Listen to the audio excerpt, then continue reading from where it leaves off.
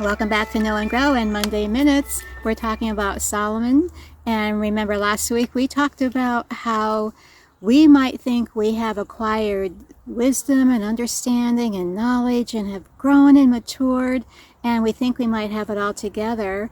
But you know what? We can still make foolish decisions. And today we're going to talk about some of those foolish decisions that Solomon did make.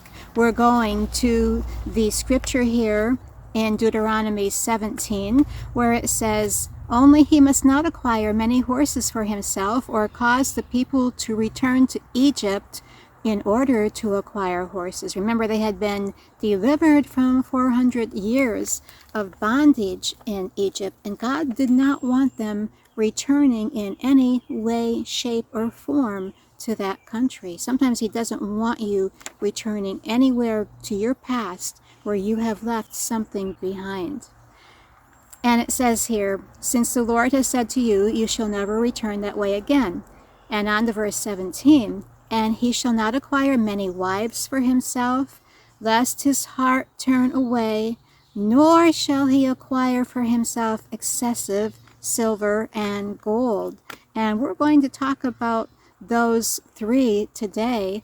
And you know what? Sometimes we go to great lengths to get the quality that we want. Like Solomon, there must have been something about the horses in Egypt that were just like a high pedigree or just the highest quality. That's why he wanted them from Egypt. You know what? But if God says, do not go back to something that you have left behind, do not go back.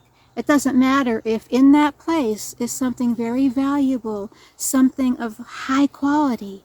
Don't go back. Don't go back to what God has said to leave behind. And what was one of the other things he said? "You shall not acquire many wives for yourself, lest your heart turn away." And you know what? Solomon, I don't have the numbers in front of me, but Solomon had a zillion, and that's a hyperbole, of course, a zillion concubines and wives.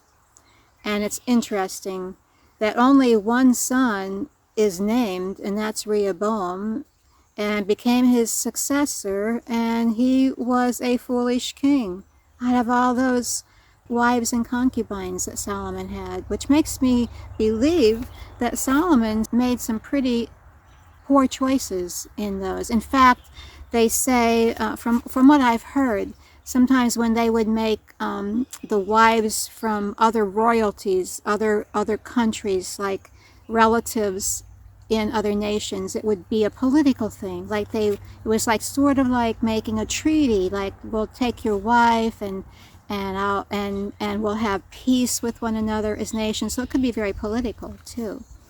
And the third one, you know what? Besides, Solomon's heart did turn away. He actually began to worship those gods. And let's look at that verse. Let me find it here. And we're reading from 1 Kings 11. "For when Solomon was old, his wives turned away his heart after other gods, and his heart was not wholly true to the Lord his God, as was the heart of his father David." But we'll go back to the wives and concubines and to the last thing, the silver and gold, next week. We're going to stop right here. Don't go back to what God has said to leave behind. I love you. Have a great Monday and a great week.